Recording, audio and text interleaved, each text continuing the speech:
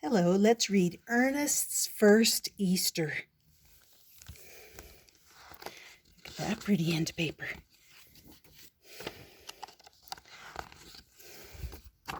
It was Ernest's first Easter. "We'll give you just one house to start with," said his dad. "Tommy's house. You can learn the ropes there." "Take your time," said his mom. "Look for the perfect hiding place." "Don't break the eggs," said his sister Elsie. Ernest had been preparing all week. He had marked Tommy's house with a big red X on his map. He had painted his eggs in brilliant colors. Then he had packed them up ever so carefully. Ernest was ready. Ernest found Tommy's house in no time. What luck! There was a flower pot right outside the kitchen window. Ernest climbed on top of it and up onto the windowsill. Crash! Oh no! A flower pot fell to the floor and broke into 100 pieces. Had it awoken anyone? Ernest held his breath. The house was silent. Whew, that was a close call. Tommy's room was just down the hall. Ernest slipped inside. Tommy was in his bed, sound asleep. Now to find the perfect hiding place. In the fire truck? In the wastebasket? In the toy box? Then Ernest spotted a basket with a pillow inside it. What could be more perfect? The eggs would really be safe there. Suddenly, Ernest's whiskers started to tremble. Someone was coming. Ernest dropped the eggs into the basket and hid behind the toy box.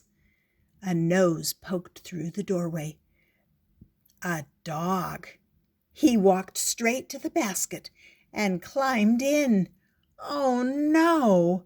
Ernest had hidden his eggs in the dog basket. What was he going to do now?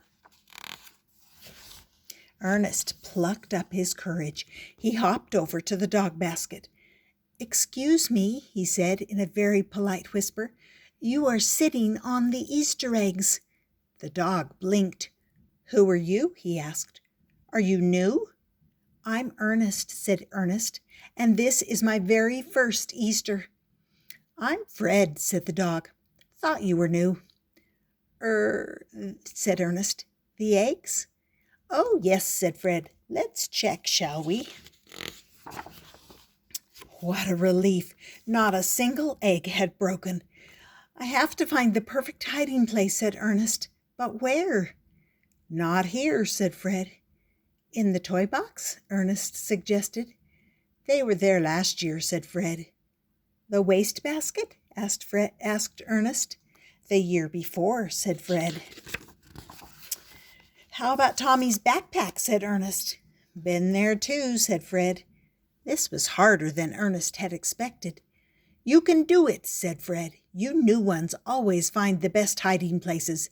Just keep looking." Ernest looked all around the room. Then he looked again, and sure enough, there it was, the perfect hiding place. "Good morning, Fred," said Tommy, as Ernest scrambled out the window just in time. "Do you know where the Easter Bunny left my eggs?" Fred knew all right, but Fred wasn't telling. Tommy looked in the toy box. No eggs there. He looked inside his fire truck. No eggs there either. He emptied his wastebasket. No eggs. He dumped out his backpack. Still no eggs. "I think the Easter Bunny forgot me," said Tommy sadly. Fred jumped out of his basket. It was time to give Tommy a hint. There on the windowsill, tucked among Tommy's stuffed frog and donkey and dinosaur, were the beautiful Easter eggs. "Oh, look!" cried Tommy. "The Easter Bunny didn't forget me. These are the best eggs ever. And what a great hiding place!"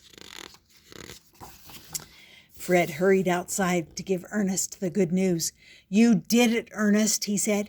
"You found the perfect hiding place. Congratulations." "Thanks, Fred," said Ernest. "I couldn't have done it without you. See you next year." And that, my friends, was Ernest's first Easter. I hope you liked that and that you subscribe and come back often. If you want more Easter stories, there's a whole big Easter playlist you can enjoy. And spring books have a playlist and all kinds of playlists. And I hope to see you around. Thank you. Bye.